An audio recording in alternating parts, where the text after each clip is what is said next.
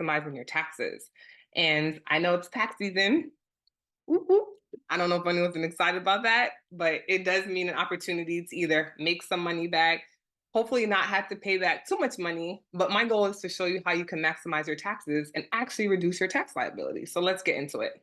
All right. So what you'll learn in this is you're going to actually understand what your tax bracket is. You're also going to see the difference between your personal taxes versus business expenses. I'm going to show you, if you wanted to start your own business, what the process looks like. I'm going to show you how you can understand what your business options look like. And of course, what's next, because there's always something next, right? Okay, so I want you to look at this chart. Now, this is what the IRS looks for when it's time to charge you, when it's time to pay your taxes. Now, if you're a single filer, you would look in the first column. If you're married but filing jointly, you'll look in the second column. And if you're head of household, you're going to look in the third column. Now, each of those rows means your taxable income. So I want you to find where you fall, determine what type of tax that you're filing for the year.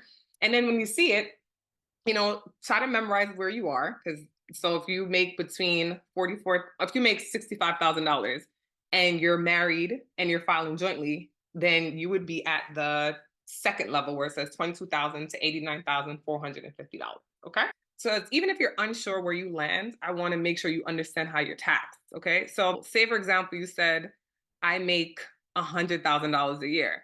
All right. So immediately, and if you're a single filer, immediately you would say, oh, well, I'm getting taxed $100,000 at 22%. That's not correct. What happens is how the IRS taxes you is that you're first up to $11,000 as a single filer of the $100,000 that you make, you're getting taxed at 10%.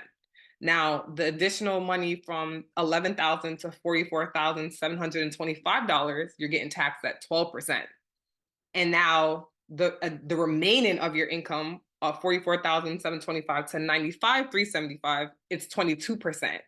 And then at the fourth level, because you said you capped out at $100,000, you're going to be roughly about $4,625 is going to be taxed at 24%. Did that make sense? I'm going to run it through one more time. So the example I put is if you make $35,000 a year in taxable income, you'll be taxed at 10% up to $11,000. And this is as a single filer. It works the same if you're married or filing jointly. If not, then you'll get taxed at 12% up to $11,001. And then that's it.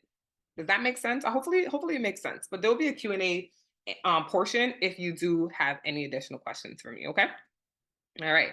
So now your personal taxes, something that we're going to have to all do, April 15th? Now remember that any income that is reported under a W-2 is taxable. So whatever you get from your job is taxable income. All right. So you are still considered an entity even as an individual.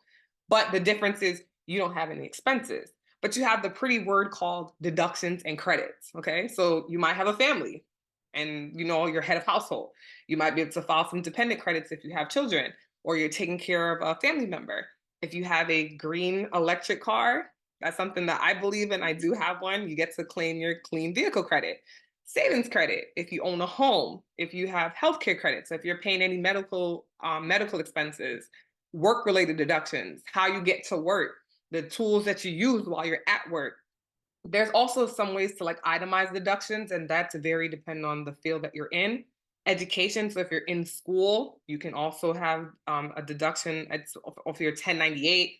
Healthcare, again, any investments, so if you have a Roth IRA, an IRA, a pension, Social Security, those are all deductions, right? So that's cool. We're like, yeah, we're going to save some money here and there. And of course, any donations as well, those are also deductions and credits that you can use. So that sounds good, doesn't it? All right. But now, depending on your tax professional, you provide the information to them, and it depends on if they're using an accounting software, they'll ask you certain questions and then it will automatically tell you what you qualify for. And of course, it depends on your size, your industry, the type of business that you're in. That also determines the type of credits and deductions that you qualify for. All right. But let me show you what the major difference is when you're individual compared to owning a business. So business expenses. So this is simple. This is on top of all the other credits that you would get as if you were going to file personally. But now you can actually claim something called your business expenses. I think it's pretty cool because not only are you being able to file your personal expenses and get those credit and deductions, now you can do the same with your business. Okay. What does that look like?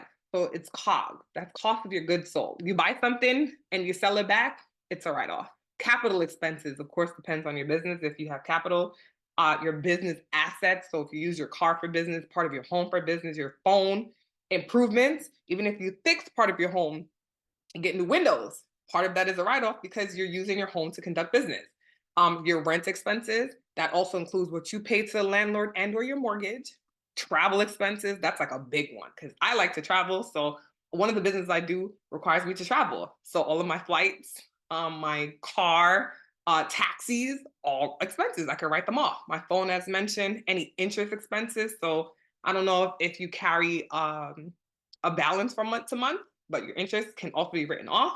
Your insurance, I'm telling, like the list goes on, and we can spend all night going through expenses, but we don't have the time. So I'm not going to go through all of that, but just depending on what type of industry, what type of business that you do, there are so many different expenses you can actually write off, right? It's pretty cool.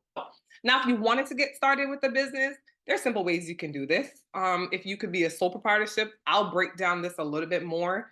But you have to first choose what type of business you'd want. It could be a sole proprietorship, an LLC, a corporation, nonprofit, or a trust. All right, so once you determine that, you want to then get an EIN number. Now, this is usually available between 7 a.m. to 7 p.m. Monday through Friday. All right, so it's no longer available right now, but that would be the website if you wanted to go ahead and apply for EIN number. And of course, the next thing you want to do is open a business account.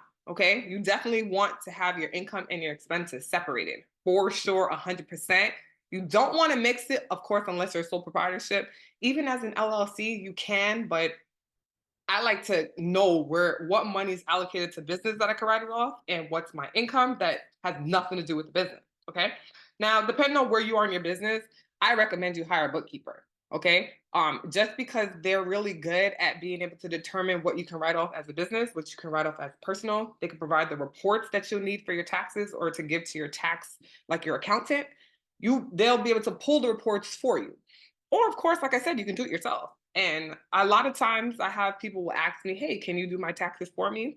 In essence, yeah, sure. I have no problem helping you out to do it because at the end of the day, like there is ways to do it, just depending on where you are in your professional career or even as an individual. Like you can still do your taxes yourself.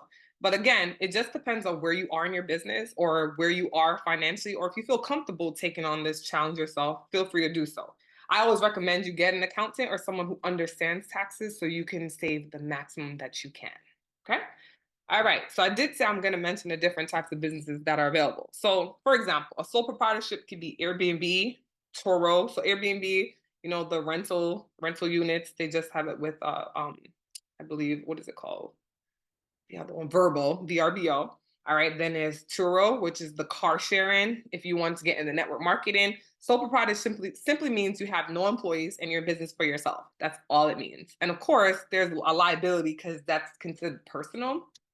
So of course, depending on where you are financially, it might be a good idea to have your business separately. But if you don't make a certain amount of income or you make a certain amount of income and you want to claim some of those expenses to reduce your tax liability, it's good to be a sole proprietorship. If you want to have a corporation, those are good for service-based businesses like restaurants, beauty shops, boutiques. Any business that would require you to pay a 1099 or a W-2, you have to be a corporation. You can't do that as a sole proprietorship. All right. So then of course, if it's not just you and you have other individuals in your business and you want to not be taxed twice, we'll get into that, not to confuse you too much, but when you have a corporation, they tax you twice. They'll tax the corporation taxes and the money you pay yourself. So we always opt for a tax, a different type, which is an S corp, which is not a different type of business. It's just how you file your taxes. Then if you want like a nonprofit, most foundations, a charitable organization, churches, they do like free services, they do community work. So they typically open up a 503c and they're considered nonprofit. And there's definitely value to having a nonprofit. We can talk about that. And of course, you have assets. It's good to have a trust, not to get too much involved in that. But that is something that you'd want to invest in, especially if you have things that you want to protect that you don't want to be easily taken away. God forbid you pass away. So Are you ready to get started? You might not be, but if you are, there are many options when it comes to starting your own business. Why? It gives you freedom, flexibility, tax savings, added benefits. I think I've started a business since I was 18. I started with different realms of businesses because I just wanted to see where I fell in, right? But let's say, for example, you are considering to start a business of your own and you're not really sure where you want to be. That is fine. I can definitely help you if you schedule a free consultation with me. I have no problem reviewing the things that you're good at, things that you are passionate about, and I can show you how to get started there too. I do have a website if you want to book a 15 to 30-minute meeting with me. It's at calendly.com/for-your-life. You can feel free to go there.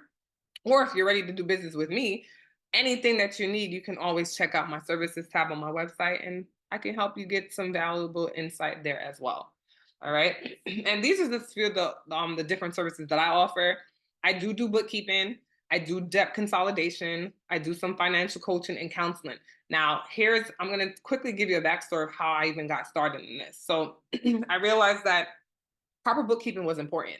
I wasn't getting the taxes at the time that I felt like I deserved. So I went in and did some courses with Intuit.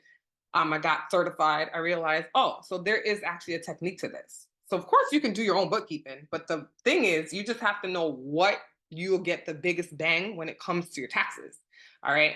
I've also was at a position when I was about $50,000 in credit card debt. Why did I get myself in that debt? Because I didn't really understand the value of a credit card. So I got myself in about $50,000 worth of debt. And I almost was this close to doing a debt consolidation program where they're like, well, your credit's already going to be messed up anyway. It'll take 7 years to fix it. So you might as well just not pay anything. And we'll just say, hey, we're going to fight this. And I was like, I don't think I really wanted to go down that route. So thankfully for me, I was able to move myself from a 600 credit. It was actually a little under 600, but I was able to boost my score up to 820. And I realized it's not all about just getting rid of the debt and saying, oh my goodness, I'm not going to have any money. Because I was doing that with a $35,000 yearly income. And of course, I still had bills I need to pay.